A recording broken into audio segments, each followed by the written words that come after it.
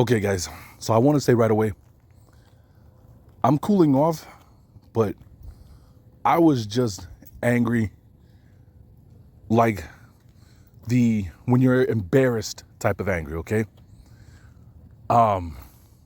Because that's what this is going to be when we read this.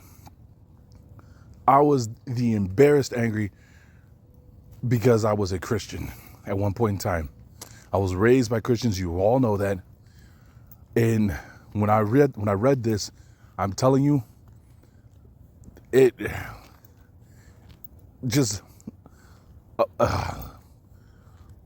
one of those things where it's like one of those things where you were at school, you told a lie, right? As if you guys have done that, but you told a lie and someone was able to nail you right there in front of everybody and point out you're a liar. And that humiliating anger you have and embarrassment, that's what came over me. And I'll tell you, you'll see. And this is weird because I'll tell you, this all came about with me thinking of the lyrics from the Wu-Tang Clan, right? Because I was gonna look into more stuff about martial arts because I'm into that stuff, right? And something about the line from the Wu-Tang Clan, I think it was either the fourth or it was the seventh chamber, where he says, "This goes out to all the camouflage lodge niggas." And I thought to myself, did he really say that? Am I remembering this the right way? It's been a long time. Had to go look up the lyrics. Yeah, he said that. And I was like, whoa, wait a minute. These dudes are Masons. And then I was looking at the other songs they have, right? So I'm looking for stuff in the other songs. And then, what was it? The Mystery, the song "The Mystery." There was a lyric in there. It was something about my words carry like Mariah. I was like, whoa, whoa, whoa, whoa. I know what Mariah is, right? That's what they call the night wind in witchcraft, in Wiccan. I like, yo, they think they're slick. How they not only are they pushing Freemasonry on you, but they pushing witchcraft, which some will say that's one and the same.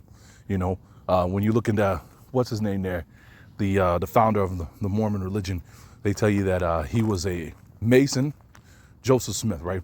He was a Mason, but he was also raised by witches. That was his family's occupation. So I wanted to do a video on the winds of Mariah, right? But I couldn't find a lot of stuff that spoke about it. But as I was looking for that, my mind started thinking about the winds of Mariah. That reminds me of that King Arthur movie where in the beginning Merlin calls the dragon's fire, which was never a fire. It was literally fog being brought in on the night wind, covering Uther, and Uther then is disguised, right? And he goes into his enemy's kingdom while his enemy's on the battlefield fighting Uther's army. This king is fighting Uther's army, thinking he's going to be able to conquer them and get to Uther. Uther is sneaking around with Merlin back at his enemy's castle, and he ends up going into his enemy's, this other king's bedchamber, and sleeping with this queen, this king's wife, impregnating her, and she didn't even know.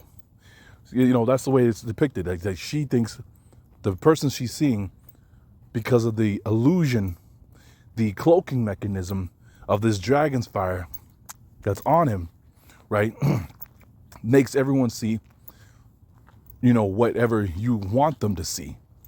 The only one that can't see that, okay, was Morgana. Now, somebody say it's because Morgana was, born to be a witch and whatnot. So, but it says to me, the children were the only ones that could see past that, at a certain age. So, and then it made me think of the Sandman, Metallica, right? Say your prayers, sleep tight, breathe the dragon's fire, and the things that will come or something like that. I probably butchered the lines, but I was thinking, okay, breathe the dragon's fire. You're dreaming. This is literally a lullaby, right? Right? Going to bed at night, saying the Lord's Prayer. The Lord's Prayer and dragon's fire, 2 and 2 together, one and the same. Oh my goodness, this was blowing my mind. Just putting this, okay, all on just thinking about the night wind. I'm like, that's what it is. The ability to give you an illusion, a cloaking ability to make people see what you want them to see at all times. Just like in the cartoon Conan the Barbarian, right? Where the reptilians had the ability to cloak themselves to look like the Afro-Asiatic person, right? Or the Caucasian person, or the so-called Asian person, and just go around and cause mischief. I was like, there it is. Because what they say, Lucifer comes to you as an angel of light. Why would he need to disguise himself? That's his great ability, right? That's Hallel's great ability, right? For you to stand face to face with evil and you don't even know what you're looking at. You would shake his hand and think, man, he's a smooth talking criminal. Oh, but it gets even better. So I was like, all right, let's find more stuff about the North Wind, or the Winds of Moriah. I'm sorry, the Winds of Moriah, right? So I downloaded this PDF on Wiccan, right? And as I'm reading this, look, death on the wheel of the year. Okay? But that's not what I want to get to. What I got to was down here where it highlighted the wind. And forgive me for the stumbling, okay? Let's see. We'll start there where it says at the next line from the bottom there. The altar must also be large enough to hold individual offerings to death. While these offerings can take any form, the most common includes flowers, favorite foods or drinks, crystals, feathers, or other pretty things. Who needs to look pretty? Now, funny, we're thinking about, what they say Lucifer looks like, the image given, how he was covered with all these precious stones and yada, yada, yada. And then you're hearing, hey, you need an offering. Give him all these things to make death look beautiful. Oh, man. And other pretty things which can be honored, which the honored death may enjoy. Some of the most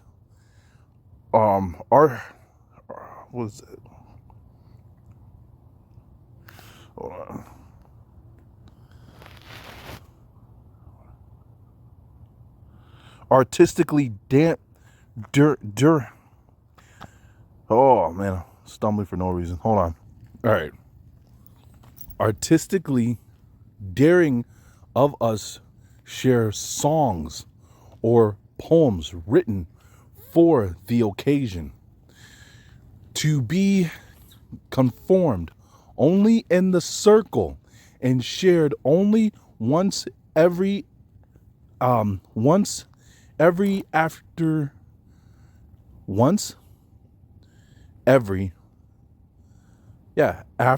remaining of an offering to death. The feast of death begins not long after the circle has been cast. Oh, lost my highlight. Let's see. Has been cast. And the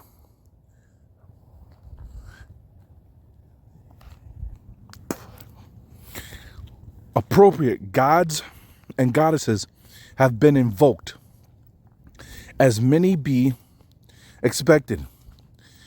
These are deities with aspects that relate to death. Let me read that one more time without stumbling. The feast of death begins not long after the circle has been cast, and the appropriate gods and goddesses have been invoked. Most might be expected. As might be expected. These are deities with aspects that relate to death. The arrival of the death is signified by the movement of the two of the high priestess to the north of the circle.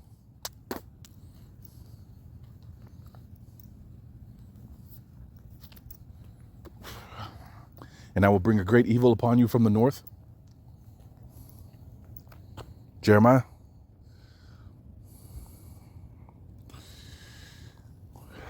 Behind the altars, these priestesses will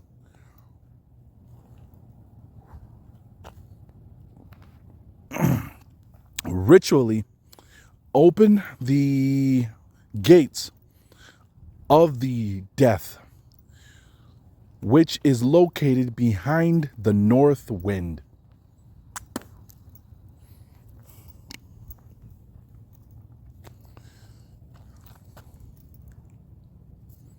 Inviting the spirits to enter the circle and join once more in the warmth and companionship, laughter, and occasionally tears of the living. Here it goes. All right, they're around a circle. They've brought all their trinkets, gifts, feathers, jewels, or feathers, crystals, of wine or drinks, right? And food, anything to make the death look pretty.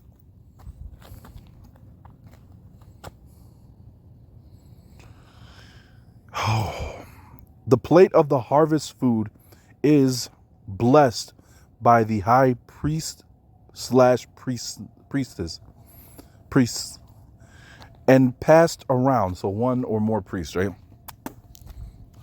Where have we seen this before? And passed around the circle. Where have you seen this before? Each witch is encouraged to take something from the plate and pass it to the next person. Where have you seen this before? Where have you felt that peer pressure before? When you're sitting in a church and you're doing the Lord's Supper, right? You don't know why you're doing it. You're at a young age. You don't know why you're doing it. Everyone else is doing it. You're told by your mother or your father, take some, pass it on. Now, yes, you're not sitting in a circle. You're usually sitting in a square, but you get the picture. Look at the paintings of the Last Supper. What is that table normally shown the shape of?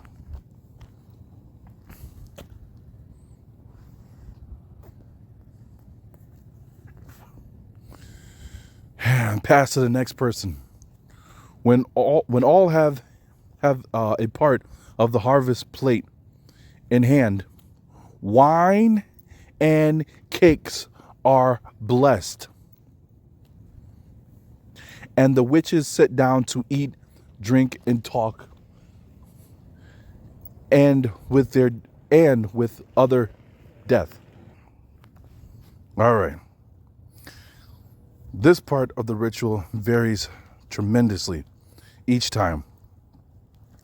There is no particular script or story that is followed or recited. There is only that which comes from the heart. Testimonies, right? How you came to know Jesus Christ. Why you do this. Given stories usually given to you by the bishops or deacons. Let's see. Which moves each witch to speak or keep silent about the memories of their death. Death, burial, resurrection, right? Oh my goodness. Oh, and there's something about this, right? Oh my goodness, there's something about this. That's what it was, right? Because this was reminding me of Dragonheart, the movie, the first one, right? Where the dragon gives a part of his heart to the young prince to save his life because his mother asked him to. His mother was like a witch. And for some reason, the dragon knew it but didn't. I guess he foreseen that something about the future. I don't remember everything to it. I was a child when I watched this, so you got to bear with me. But he gives a part of his heart to the young boy. The boy grows up. His mother is training him. He becomes wicked. He finds out that he can't die, that you can pierce him as much as you want with a spear, a sword. He could fall off of the castle and still live. Because as long as the dragon's alive, he's going to stay alive, right? Oh, man. I don't know why, but this is what's coming to mind when I was reading this.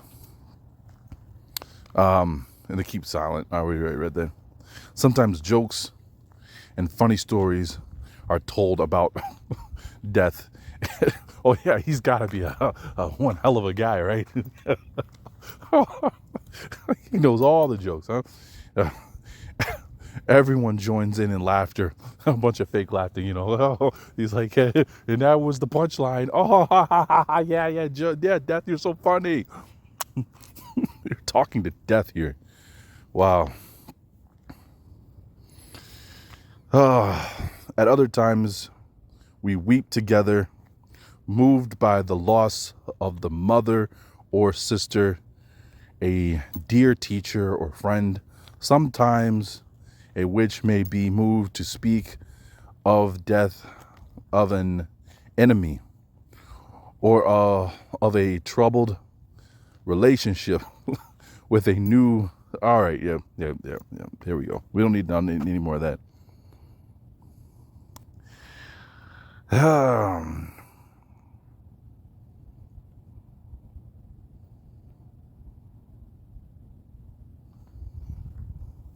Wait, hold on. During the or whatever that is of the ceremony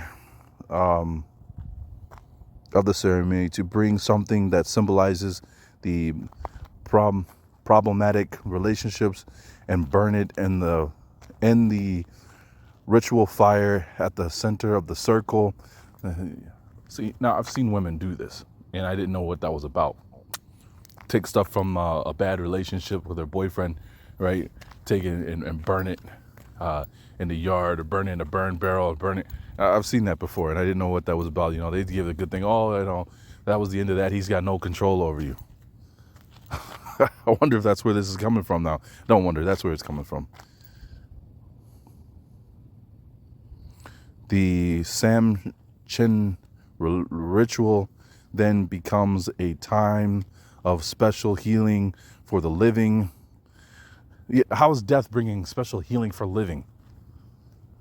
A form of closure. Yep, that's what I'm talking about. I just spoke before. A special sort of release, both from both for and from death. I spoke too soon. There it is. So I don't want to read any more of this, but I cannot believe what I found here. It's almost like in life, the things that I grew up on or grew up thinking about are things that hold answers to the questions I have now for me. You know, I thought it was some weirdo because when I was growing up, I used to imitate a British accent, right? Because I thought, oh man, I would like to go to England, you know, where King Arthur, Excalibur, and Merlin were, and all that wonderful jazz. And man, and then when Legs broke out the whole Afro-Asiatic, you know, I was like, that clicked. It's, you know, when I was out, you know, during my dating years and puberty, and I dated a witch, and the stuff that she told me about, you know, it's now coming back, and it's like those were like footnotes in the back of my mind, and now I can like go back and look at what she said, and it's, I'm embarrassed. That's all I am. I'm embarrassed. From the music I listen to just all of it. They have a feast with death. Our ancestors made a deal with death.